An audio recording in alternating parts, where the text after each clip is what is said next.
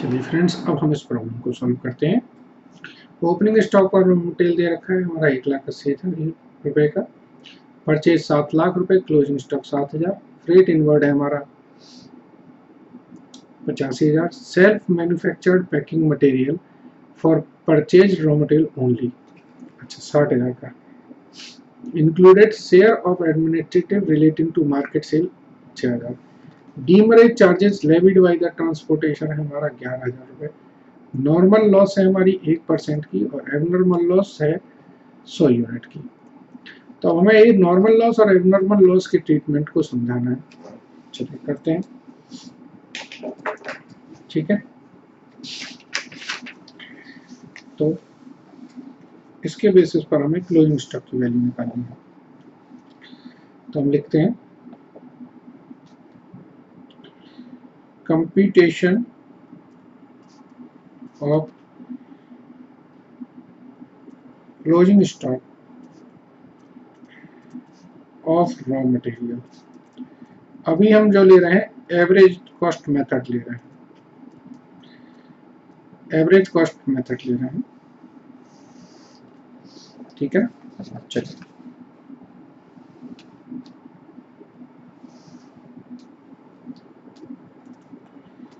Opening stock of raw material कितने का है? चलिए हम ओपनिंग स्टॉक को बाद में करेंगे। चलिए opening stock of raw material 10,000 unit है, 1,80,000 का। ऐड करते हैं हम लोग परचेज ऑफ रॉ मटेरियल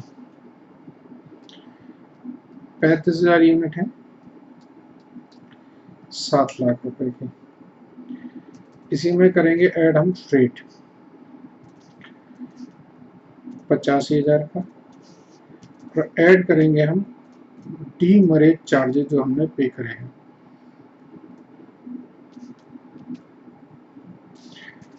ये भी हमारी कॉस्ट का ही पार्ट है। तो 45,000 यूनिट की जो कॉस्ट हो गई वो हो गई 9,76,000 रुपये। अब देखिए इसमें से लेस करेंगे हम normal loss at the rate 1%। Normal loss का कॉन्सेप्ट हमने बताया था, सिर्फ ओनली यूनिट डिडक्ट करते हैं, ठीक है ना। लेस करनी है हमें एबनॉर्मल लॉस। एबनॉर्मल लॉस हमारी 100 यूनिट है, तो हमारी 35,000 यूनिट की जो कॉस्ट है वो कितनी है? 7 lakh plus 85,000 plus 11,000 divided by 35,000। तो ये पर यूनिट कॉस्ट की वैल्यू आएगी हमारी 7,96,000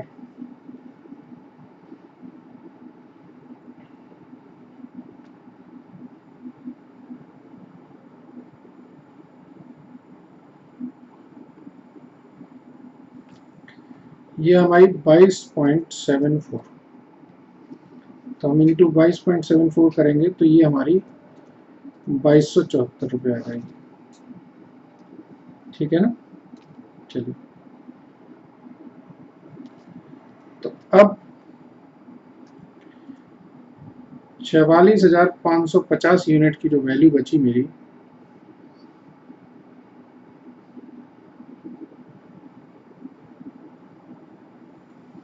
ये हो गई 973,726, ठीक है। ऐड करेंगे हम इसमें, इन्होंने कुछ पैकिंग मटेरियल और लगाया था, self manufacturing packing material, cost of self manufacturing packing material. देखिए टोटल 60,000 में 8,000 रुपये किसी डिपार्टमेंट के एलोकेटेड ओवरहेड थे, तो वो तो हमारी कॉस्ट नहीं हुई।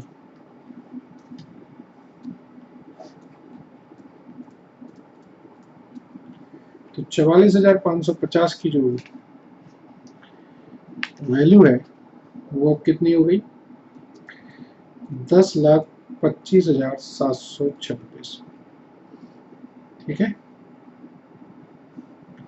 तो लेस करेंगे क्लोजिंग स्टॉक 7,000 यूनिट है, 10,25,726 44,500 यूनिट की कॉस्ट है, तो पर यूनिट कॉस्ट आ जाएगी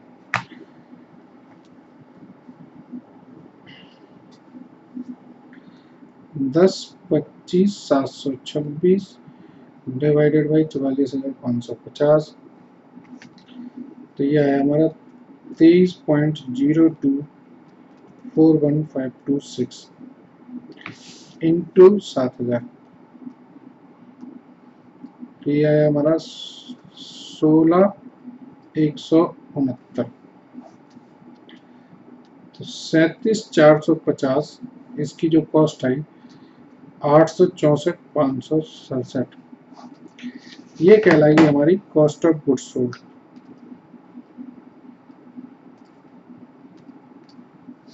यहां पर मैं एक चीज आपको बताना चाहता हूं, एवरेज का मतलब क्या है?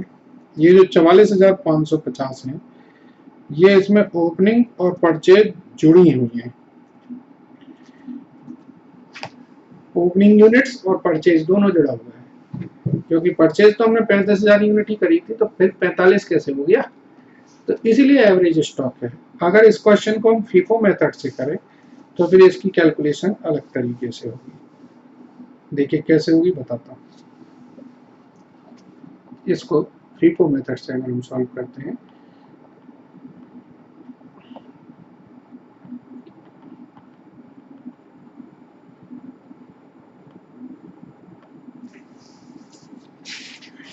then calculations would be different। कैसे होगी समझाते हैं।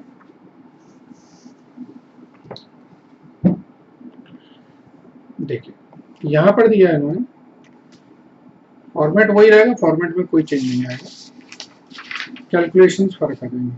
ठीक है, तो हम लिखते हैं computation of closing stock of raw material. अब मैं इसमें फीफो मेथड लगा रहा हूं।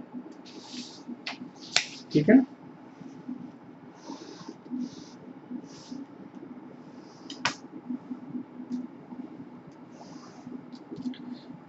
Opening stock of raw material हमारा 10,000 यूनिट है, 1,80,000 की। Purchase of raw material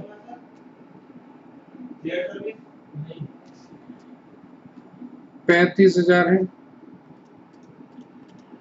7 lakh रुपए का। इसमें इन्होंने फ्रेट भी जोड़ा है, तो ऐड करेंगे हम फ्रेट 85,000 का, ऐड करेंगे हम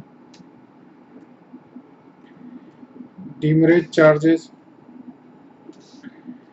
11,000 रुपए का। ठीक है, तो ये हमारी 9,76,000 रुपए की कॉस्ट आ गई। सॉरी यार, मैं रेड कलर ही यूज कर रहा हूँ, कोई बात नहीं, चेंज कर देते हैं। लेस करेंगे हम नॉर्मल लॉस 1% से 350 यूनिट,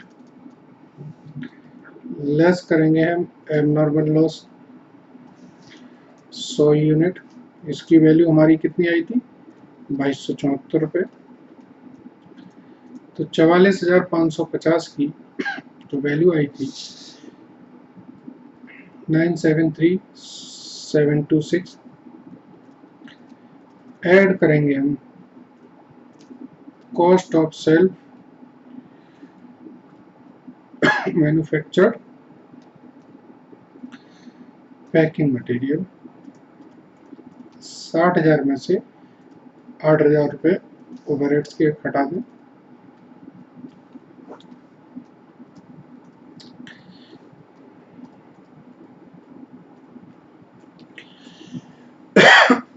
अब हमें लेस करना है क्लोजिंग स्टॉक।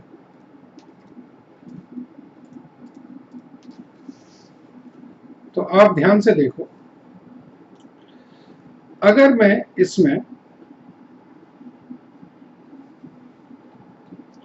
ओपनिंग स्टॉक नहीं करता तो मेरी वैल्यू कितनी होती।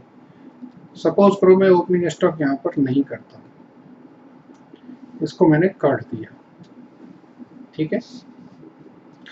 तो अगर मैं इसे काट दूंगा तो ये वैल्यू कितनी हो जाएगी, ये 35,000 हो जाएगी, और ये वैल्यू 1,80,000 से कम हो जाएगी, यानी कि 7,96,000, और ये वैल्यू कम हो जाएगी 34 से 1,80 से कम हो जाएगी, तो ये हो जाएगी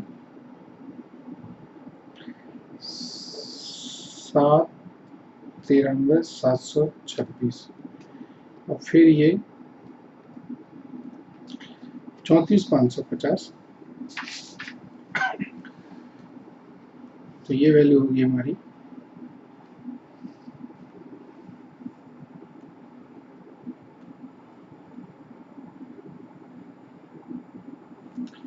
टेक्निकली अगर देखें तो मेरे पास जो 34,550 का मैंने मटेरियल खरीदा है उसकी जो कॉस्ट है वो 893 है। अब हम इसमें ऐड करें opening stock of finish goods, 10,000 finish goods नहीं, रॉ मटेरियल 10,000 है, 1,80,000 का, और लेस करें closing stock of finish goods. तो अब ये जो वैल्यू होगी वो इस पे वैल्यूड होगी, ठीक है ना। तो क्या होगी 893,726 डिवाइडेड बाई 35,480, ये हमारी पर यूनिट कॉस्ट आएगी।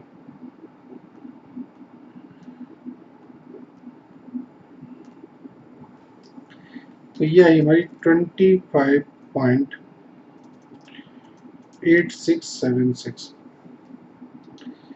इंटू 7,000,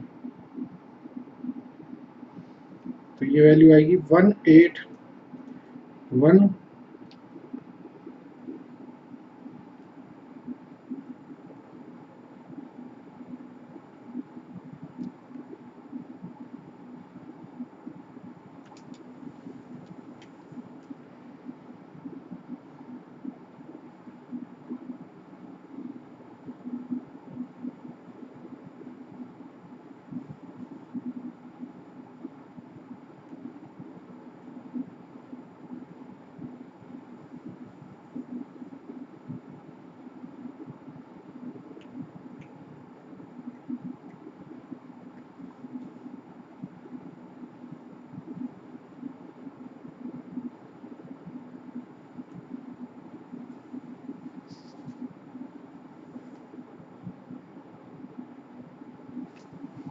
यहाँ टोटलिंग मिस्टेक हो गई है, ये 52,000 जोड़ेंगे तो ये 893 नहीं आएगा, ये वैल्यू कुछ और आएगी।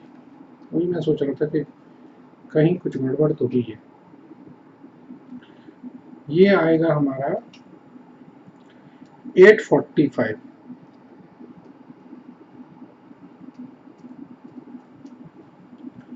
726, 845, 726, ठीक है ना।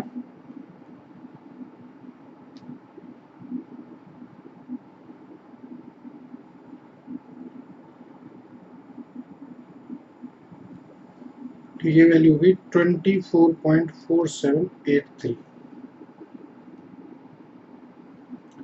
तो ये वैल्यू आएगी 171,348। अब ऐड कर लीजिए 34,550 प्लस दिस माइनस दिस, तो 37,550 तो आपकी यूनिट्स हो गई, 845,726 प्लस 1,80,000 माइनस 171,348, तो ये आया 854,378। ये हमारी cost of raw material consumed है। छोटी सी थोड़ी सी गलतियां हुई थी, वो कैलकुलेशन एरर में है। अब आप देखें, जो हमारा ये था, इसमें हमारी आ रही थी 864, और यहाँ पर भी ना आपका ये 550 होगा, ठीक है, 450 दिख रहा है, वो गलत है। तो हमें अब यहाँ ध्यान देना है कुछ चीज़ों के बारे में, उस पर मैं लिख दूँ नोट। क्या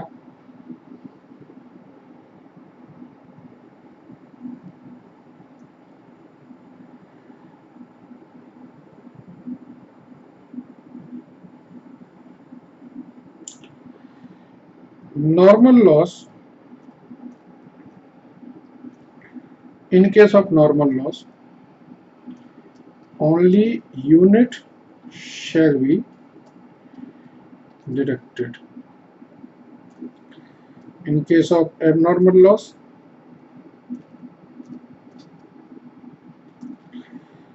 cost till the loss is incurred shall be deducted. क्या कहना चाह रहे हैं हम, ये बताना है। देखो फ्रेंड्स, यहाँ जो एबनॉर्मल लॉस थी वो कहाँ पर थी? एबनॉर्मल लॉस थी बिफोर रिसीप्ट ऑफ मटेरियल, मतलब रास्ते में हो गई वो। तो जो 52,000 रुपए थे वो तो इनकर्ड नहीं हुए थे, और जब वो इनकर्ड नहीं हुए तो इसलिए उन्हें जोड़ा नहीं गया था। अगर वो रिसिप्ट ऑफ मटेरियल के बाद होती तो फिर 52,000 रुपए जोड़ के फिर हम कैलकुलेशन करते। ठीक है फ्रेंड्स, चलिए, थैंक यू।